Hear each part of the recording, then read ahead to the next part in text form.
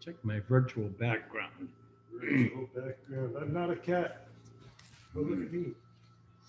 Yeah, you're a ghost. Bomb. Oh. Yeah, I've got half a dozen of them. Yeah, I think, think about it seriously. I'm not a cat. That's exactly what a cat pretending to be a lawyer would do. Ah. Yeah.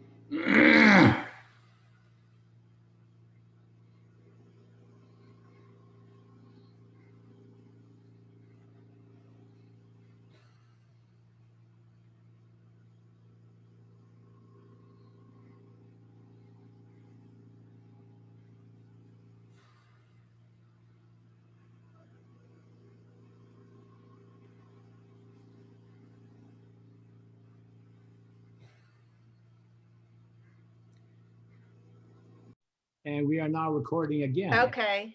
So welcome everybody. If you're new to Zoom, just to remind you, in the upper right-hand corner, or at least on a PC, you can change it from gallery view to speaker view. Usually, like when Jody is speaking with us, you might want speaker view. It's just more interesting, and she's pretty, so she's fun to look at. Also, if you could mute yourself until we go into the Q&A portion of as soon as we finish the interview. And while you're thinking of questions, because we will have a little Q&A portion after the interview, if you don't mind putting them in chat. I found in other meetings I've been to, when people post questions in chat, it goes a little quicker, because usually you can't see people when they're, on the gallery. And especially right now, we've got 32 people, so there's no way to spot who's who. And that way, as it's fresh in your mind, just stick it in the chat. If you're new again to Zoom, chat is going to be at the bottom. If you put your cursor kind of along the bottom edge, you can see a little thing that says chat with a little text box, and you can click on that. And it's okay if you put it to everyone, or you can put it to me, or you can put it to, it's probably easier, probably for everyone, so that way I can see it. So I'm sure to read them to Jody. So we're going to start by announcements. So there's quite a few here. These are all on our Writers of the Mendocino Coast website. So if you're not a member, it's okay. Everyone's welcome. And you can check out Writers of the Mendocino Coast. And if you just Google it, it pops right up. And we've got all these posted there. So just to remind folks that there is individual artist fellowships. It's a fellowship grant for supporting emerging, established, and legacy artists. It's grants ranging from $5,000 to $50,000. And you need to apply by April 1st. So check out our website for that. There's an application link. Writers Colony at Dairy Hollow has 2-week residency fellowships. That's in Eureka Springs, Arkansas, and our member Ginny Rorby has been there. She said it's fabulous. They treated her very well. It's a $35 application fee. Application link is on our website. The 2021 literary review through California Writers Clubs is open for submissions until March 15th. So just a reminder there, and a link on our website. Let's see. Well, just to let you know, our November 21st meeting is going to feature Linda Watanabe McFerrin. We don't know what she's going to be speaking about yet, but she is at the Mendocino Art Center right now, and she's doing a lecture and writing exercise March 21st on a Saturday. And you can check out the details on our website. Walala Community Writing Project, they have a writing initiative in collaboration with KGUA FM 88.3 radio program. So check that out, see what that's about. Our WMC member Phil Zwirling and his colleague are working on an anthology about drama in the time of COVID-19. And they're looking for dramatic works and short plays and such. And details and submission on our website. Got a minute? The Mendocino Theater Company's 1 Minute Radio Theater has bi-weekly broadcast, KZ through KZYX, and again, our website for more info. Lots of information for poetry, so the poets in the group. Cartwheels on the Sky. It's, let's see, that's going to be on KGUA FM Walala Radio again. So They have, oh, host Blake Moore. I know Blake is well established in the poetry community. Anyway, there's a link on the website about that. Fort Bragg Library, the first, well, I don't know how they're doing these. They must be doing them online. So they've got a first Thursday open mic poetry at 7. So check out the website because I'm sure that's not in person yet. Let's see. We have someone that's asking for a nonfiction writer paid account of an artist's life. So they're looking for a writer to produce a nonfiction account of an artist's life, and that info is on our website.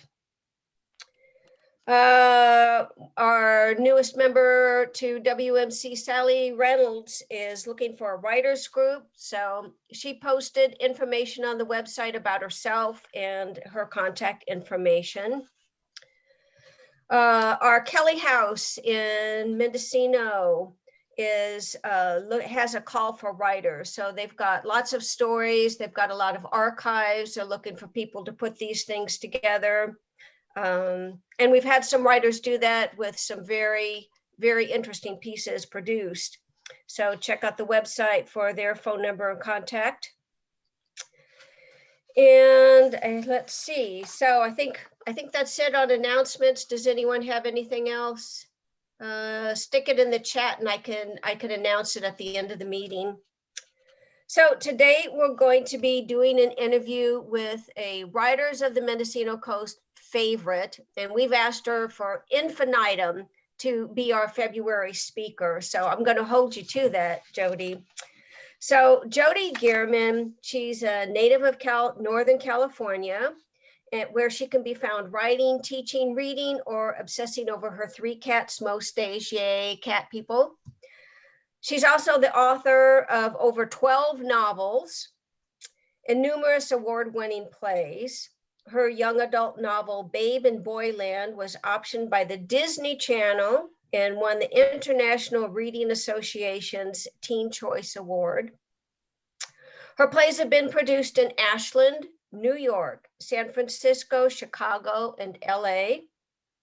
She and her partner, David Wolf, won the New Generation Playwrights Award for their first one-act Jake Savage Jungle PI. She is also a professor of English and communications at our very own Mendocino College at the Ukiah campus.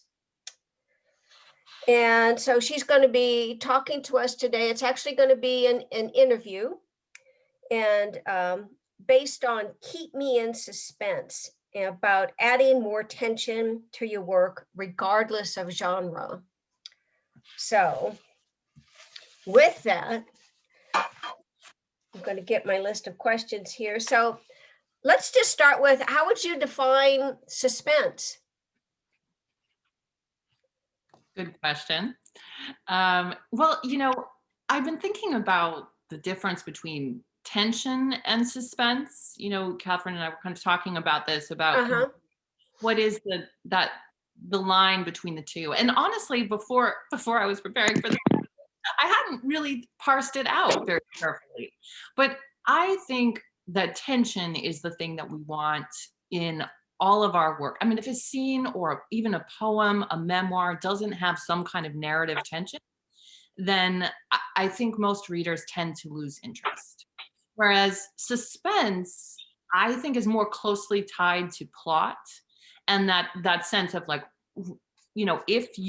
if this book was yanked out of your hands, like the thing that will drive you, like what was going to happen with X or Y or Z, whether that's romantic suspense questions or questions about, just straight up plot. Obviously high stakes suspense in thrillers, sometimes it's the fate of the world in the hands of the protagonist, or it could be as subtle as whether or not this marriage can be saved, right? So the stakes can differ, but I think suspense is almost always more tied to plot than tension, which is just kind of the atmosphere, the emotional content of the scene. So that's my best attempt at defining it. So, and you just answered another question I was going to ask, was what the difference, but I think you defined that for us. So do you have a particular formula when you create tension in a story? I wouldn't say a formula. And I have to tell you, I mean, this has been kind of a quality of my writing career. I do not know if this is common for writers, but I have had the experience of every time I think I've got it figured out, like, okay, this is how you write a novel. You know, you outline it, you build the character profiles, you have your Scrivener files, you create your sense of place. Every time I work out a system that seems to work, the next time I attempt to write, I almost always have to throw out most of what I've learned and start over again. And I think I've actually just done this in a major way recently, where I've been writing a book without an outline for the first time in 10 or 12 years. So I'm a fan of the kind of beginner's mind, like there are no rules. You have to keep recreating the rules. You know, you have to keep finding what keeps it fresh for you. And I'm finding by changing up my techniques, by changing up my genre, I think that's part of what keeps me in suspense as a writer, you know, not knowing where I'm headed next in my career, not knowing exactly what's going to happen to my characters.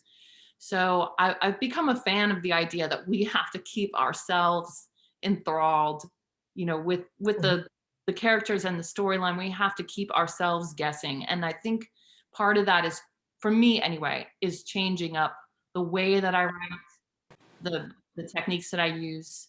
So unlike many writers, I do not think formula is a dirty word. I think if you find a way of working that is effective for you, you know, more power to you. I just happen to be the kind of mercurial personality that has to keep throwing out the blueprint and starting again. So, you know, it obviously it varies from writer to writer, but that's been my experience, is, you know, keep reinventing it.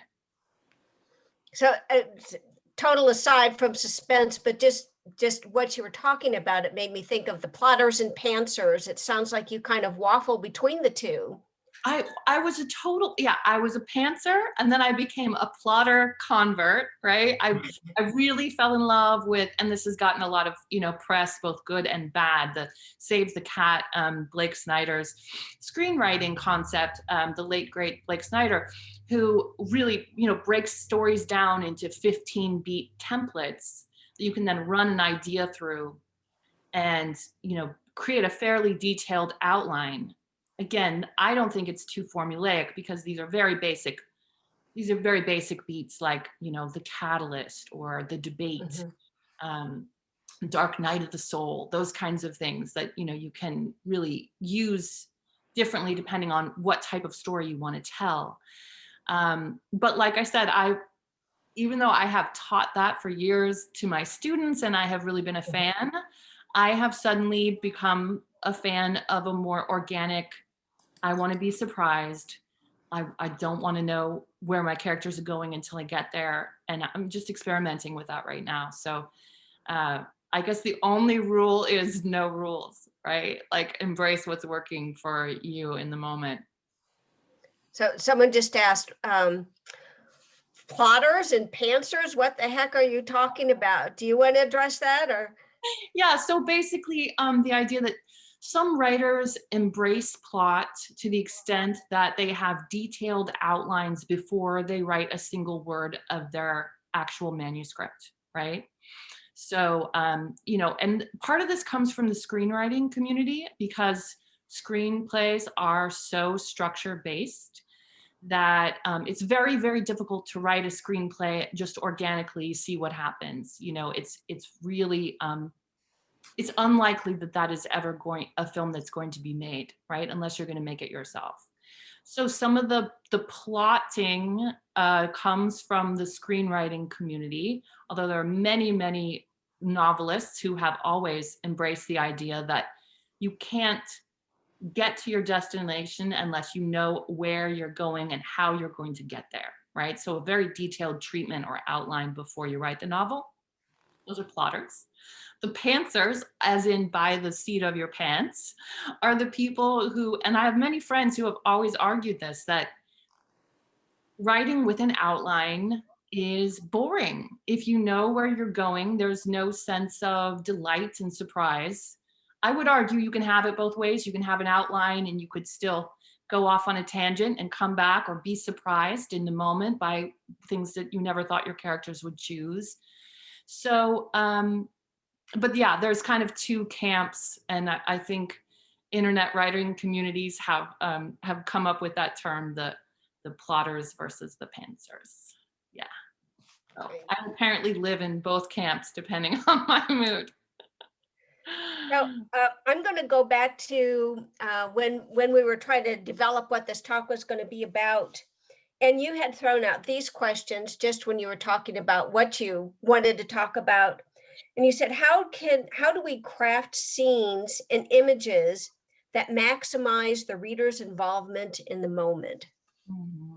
I think that kind of goes along with plotting and pantsing. Yes, it does. Yeah.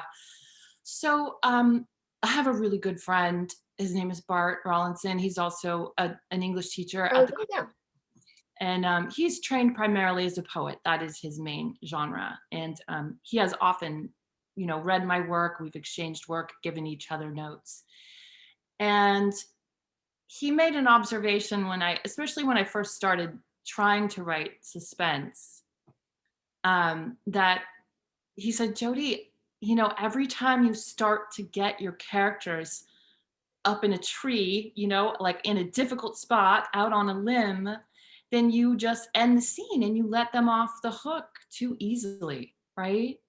So, and I started to really see what he was talking about, that, we love our protagonists, right? I mean, it's even if they're an unreliable narrator or, someone that we wouldn't want to have lunch with, most of us have great affection and love for our characters, especially our protagonists. So it's really, really hard to put them into dangerous situations, whether it's emotional danger or literal danger, and to leave them there as long as humanly possible. But that is what I have really tried to train myself to do, to notice when things start to get uncomfortable and then make them more uncomfortable, and then just keep turning the dial. I mean, yes, you want moments where the reader can breathe, but for the most part, I think especially if you're writing commercial fiction, I mean, the hunger to be on the edge of our seats and to be surprised by books has never been stronger, I think, that the demand for that. So I lost track of the question. Oh, danger. That's okay. I'll lead with the next one because it segues. So how can we get our characters, and think about poetry too, and fiction, and even nonfiction, how do we get our characters into emotionally dangerous situations, then ratchet up the tension even more? Mm-hmm. So you were just talking about, the love of characters and how hard it is, but how do you keep doing that? Right. Yeah. Don't baby them. And I think that sometimes, you have to write the mild scene before you can go back to it in revision and turn up the heat a little bit, right? Like, let's say you have a mostly complete manuscript, whether it's poetry or memoir, whatever it is that you're working on. That first draft might be a little too mild, and you might get notes from editors or agents or fellow readers who are saying, the whole "it's a little too quiet" thing, right? That's often feedback that people get, or it's a little too internal, and that doesn't necessarily mean that you have to have a lot of car chases and explosions. I don't think we have to go for the lowest common denominator, but asking yourself, what's at stake in this scene, right? Even if it's a scene from your life, if you're writing memoir, what is at stake? What will be lost if this character fails in trying to get what they want, right? And is this a time when I can make those stakes a little bit higher? If so, how, right? And just continually having your finger on that pulse of like, what's at stake here? That is actually something that I really cherish about the screenwriting community. You know, say what we will about gratuitous violence or gratuitous sex or all the, you know, all the stuff that bothers us about TV and film. But that awareness of like, keep raising the stakes, no matter what game you're playing, you know, no matter what genre you're in, we have to have that sense that there is more and more at stake the deeper we get into the story. Or poem, right? I mean, poetry is the hardest thing to apply all of this to, for sure, you know? But I do think that, especially if you're writing narrative poetry, there can even be a sense of tension in terms of like, where are they going to go next with the imagery, right? Where are they going to go next with the language, with the rhythm, with the cadence? There can be a sense of suspense about that. That's very subtle. It's too subtle for the average reader, right? But there can still be that sense of tension, even in the subtlest forms. So do you think that there can be too much tension? I mean, how much should you torture the characters? Yeah, well, you know, I read a suspense novella recently. I'm not going to name names because I'm not putting it in a very positive light, but it was a novella, so it was very condensed, and a lot was happening to the characters. You know, very dramatic, sort of serial killer type of genre, and I didn't care at all, no matter how dramatic the action got, right? Because I was not invested in the characters. So I think that's a really important piece to keep in mind. If we don't care about these people and what's happening, if we haven't connected with them as characters, and again, that doesn't have to be because they're nice, right? There's a lot of ways to make your character relatable and sympathetic. Yeah. But I think that when there's a lot happening in a story and we don't really care, we should really, as readers, step back and ask ourselves why. And I would guess that, you know, 90% of the time it's because we haven't had that time to emotionally connect with these characters, to believe in them as real people, even if it's fantasy, right? Even if it's not a realistic world or surreal. I think that emotional bond is going to be directly proportional to how much we care about their fate. So it's another piece of the puzzle, because some of that takes, I think, a little bit more behind the scenes work, right? That's usually not our level of attachment to the character, is rarely directly connected to plot. I mean, it could be, because we could see what they're up against and empathize with them there. But I think forging that connection between the character and the reader is essential to, then the stakes get higher if you really love this character and care about what's happening to them. So in your novel, Watch Me, and if those of you that haven't read it, it's a suspense novel. And the protagonist is Kate, who's an English teacher, creative writing teacher, and she's got a sociopathic student, Sam, which I hope you've never had one like that, but one never knows. So their point of view voices are very distinct and different. And did you design the story that way from the beginning? And you do use suspense. You kind of, you know, through the character development, you know, we get a little bit nervous because we get to know the other side. Mm-hmm. Yeah, I do like the dual point of view narrative style. I mean, it definitely has its challenges, but it does give you kind of a leg up in terms of, you know, still getting the first person, which I'm fond of, but also allowing us to get a little bit more of a bird's eye view, right? Because we see both characters' points of view. But with Watch Me, it was really interesting. I thought that Sam, the student character, the student stalker, I thought he was going to just make very short appearances, you know, kind of the spooky guy in the bushes. Occasionally we would see him and then we would go back to hers. And I was shocked to discover that I loved writing Sam's point of view, as psychotic as it was. I absolutely loved it. And he kind of took over. Like, I mean, I try not to read a lot of reviews, but I did see a couple readers saying, God, Kate is so boring, and Sam is really interesting. So that was definitely a case where a character came alive for me in a way that I did not expect. And I found some way to, I didn't expect to be able to get inside of his brain, which I think is part of what made me think that he was going to be kind of minor in terms of voice. But I actually found in some ways his voice easier to find than hers. So it was a surprise. And Definitely suspenseful and full of tension.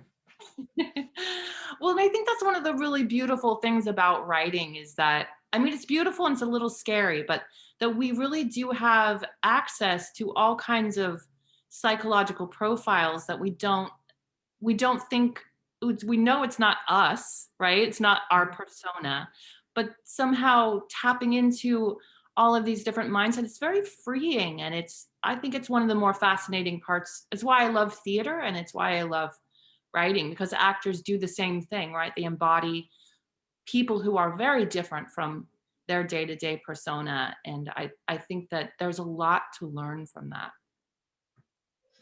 So speaking of that, what are some of the best cliffhangers maybe that you've come across, or maybe the best use of suspense? Can you think of other well, yeah, and even in your own writing, but Well, I am a really big fan of a lot of the British suspense authors. I really like Ruth Ware a lot. I'm sure I'm gonna, Irish, but ton of French. I'm a huge fan of ton of French.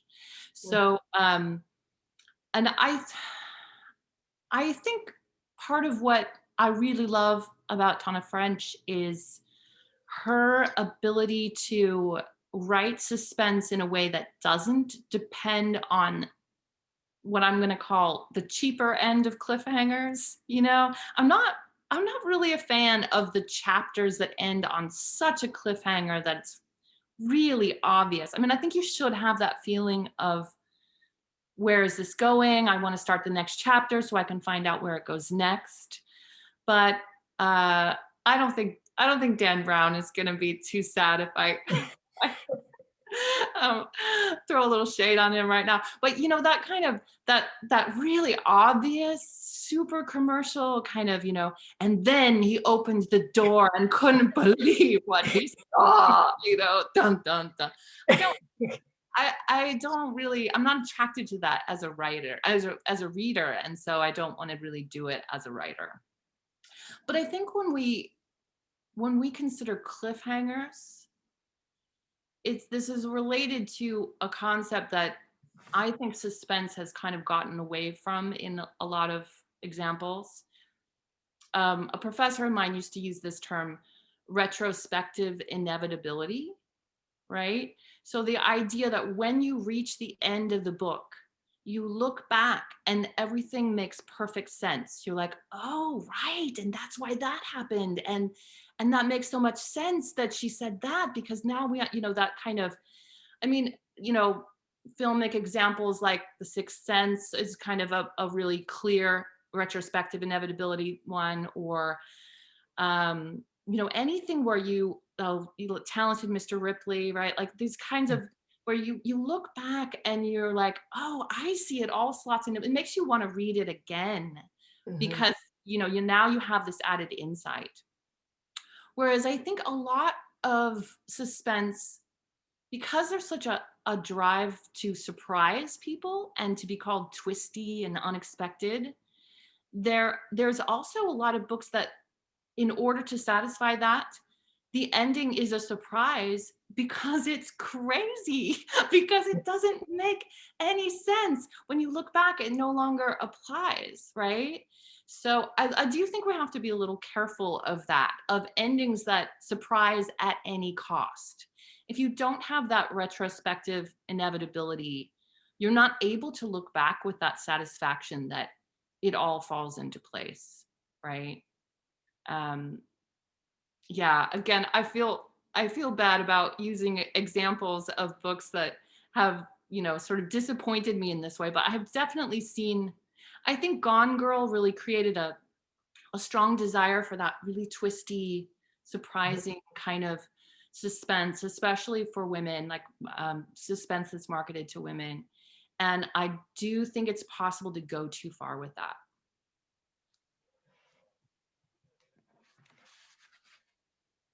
So what's been your most successful use of suspense? um, in my own work. Yeah.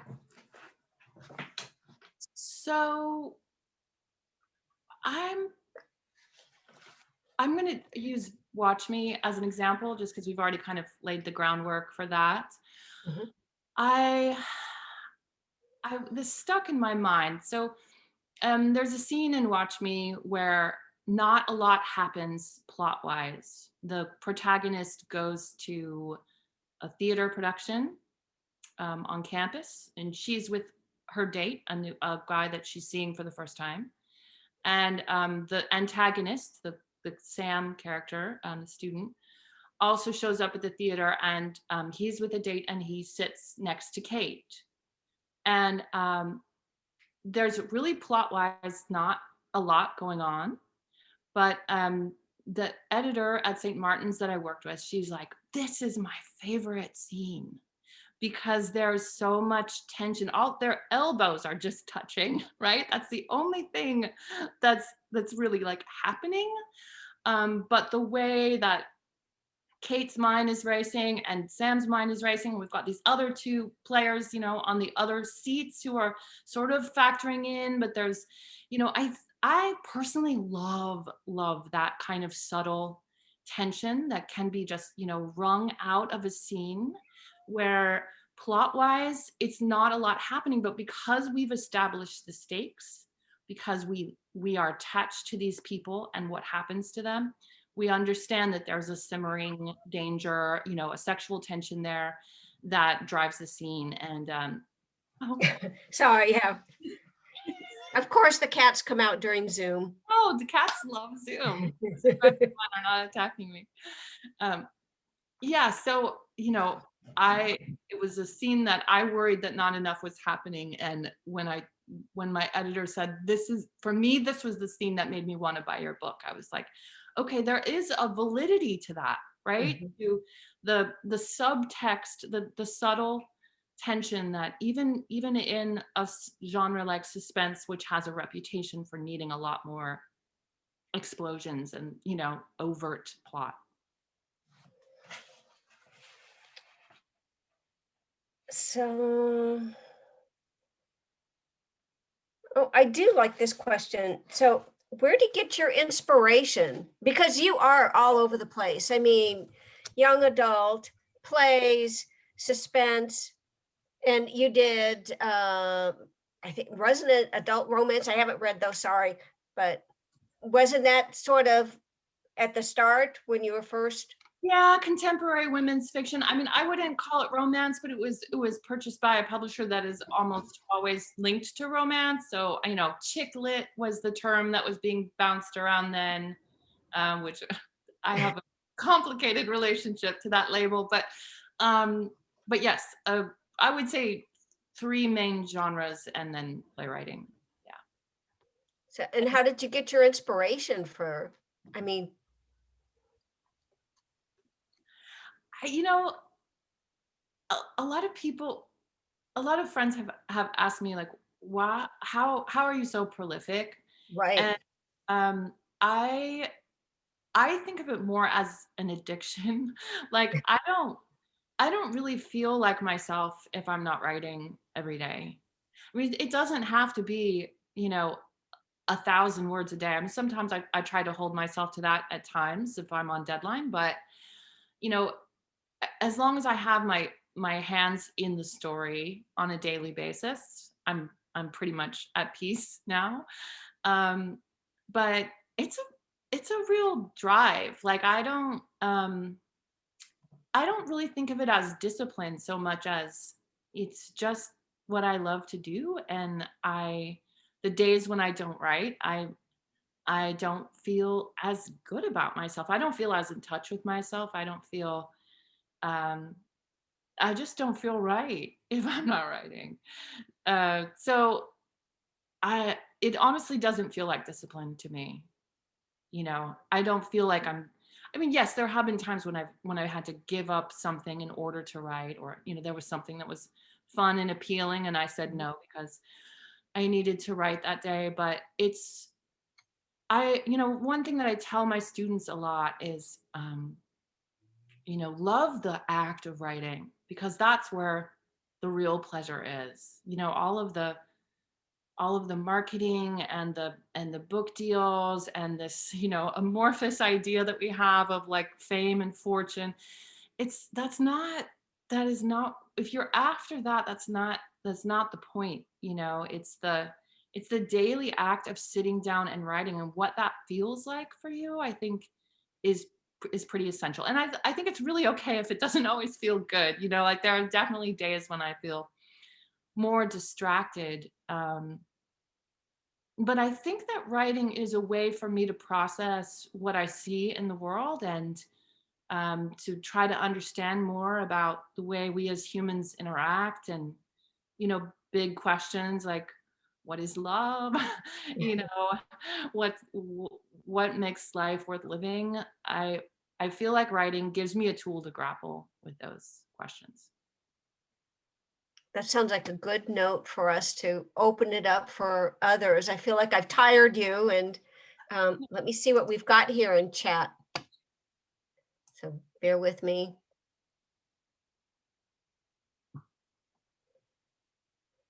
Let's see. Is tension in a scene about the emotional stakes for our characters? Yes. One question. I think so. I think so.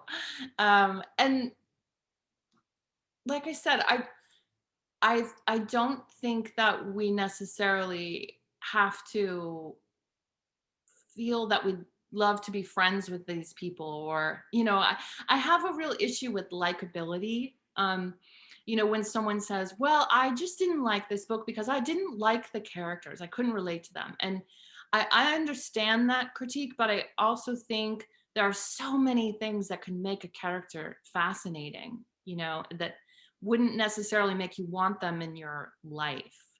So I guess the add-on to, is tension about the stakes for the characters. Yes, and we have to care about those characters, but that doesn't necessarily mean we want to have them over for dinner. I just love, one of my favorite novels is Lolita, and there is something really fun. Unlikable, but likable. Yeah, right. I mean, what is Humbert Humbert? How does he work in the world? Like, why do we connect with him? I mean, he's repulsive, but at the same time, there's something magnetic about his voice, and to me, that's really fascinating. I have so much admiration for writers who can pull that off. Mm-hmm. I think we have to be careful of this idea that, we need stakes, therefore we need investment in the characters, therefore the characters have to be nice. I think that's really boring, right, as a formula. So it could be because they're nice, or it could be because they're really, really good at what they do, or it could be because they have this magnetic sort of poetic voice that we can't stop listening to, or there's a lot of reasons that we could be interested in someone. So Nona Smith asked, where do your story ideas come from? The shower mostly. No, I really do. I like I try to cultivate a certain amount of boredom in my life. You know, times when I'm sort of on autopilot, like when you're driving, for example, or you're taking a shower, or you're gardening, or you're walking, and your body is on autopilot and your mind has this freedom to wander. And I personally feel like that is one of the places where a lot of creative inspiration comes from. It's that perfect balance of, you know, you're not just sitting there staring at the screen, willing ideas into motion. You're sort of occupied with something else, but it's like I mean, I guess it's sort of same idea behind chanting during meditation or yoga, you know, all kinds of things that cultivate openness, that I think that state is where we tend to get our best ideas. I like um, I like going on drives, or even going with a friend someplace where they have like an appointment, and just sort of sitting in the car and being bored. Like, I think we need to be open to that sort of boredom, because oftentimes that's where ideas just kind of drop out of the sky. So what do you think of the unreliable narrator, and have you incorporated one in any of your novels? Well, it's funny, I was thinking about the unreliable narrator this morning. You know, obviously this is not a new concept. It's certainly, but I do think that there is a new hunger for the unreliable narrator. I've seen a lot of more popping up in, you know, currently published suspense, definitely. I was trying to think, Peter Swanson's latest was like 8 Perfect Murders or something like that. Anyway, it involves an unreliable narrator. But I really like the trope. I think that Sam in Watch Me is definitely an unreliable narrator. He has a worldview that's really whacked, and to him, that's just, you know, the way it is. He has total belief in it. It is another trope though that I think, I'm not going to say it's overdone, but I think it's like used with caution, right? Mm-hmm. It has to do with that trust that we feel in our narrator, especially if it's a first person narration.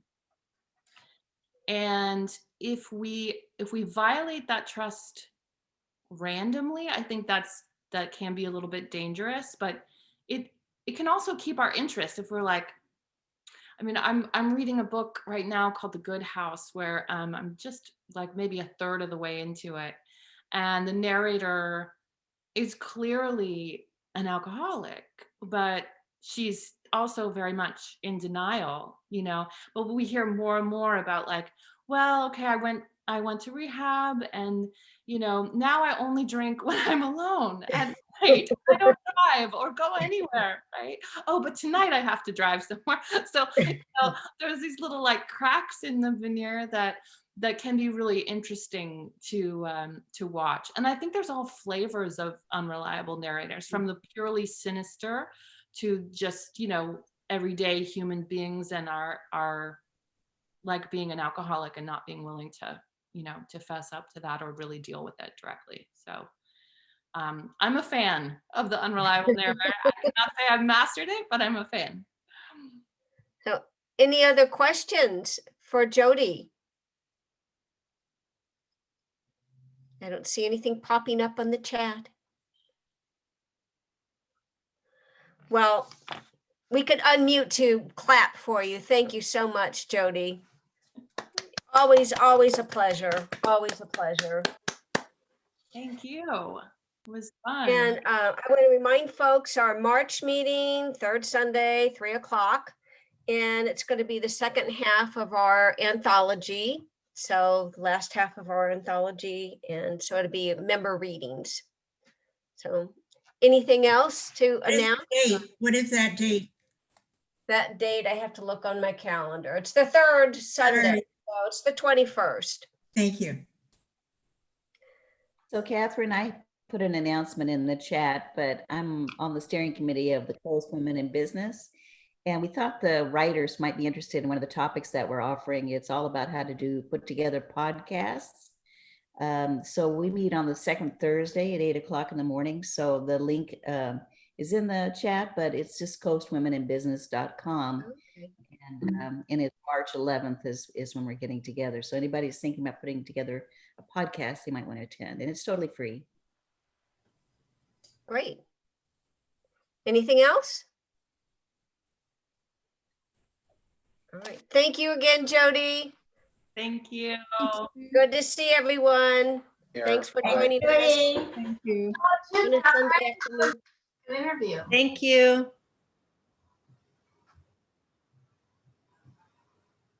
Bye. Bye. Bye all.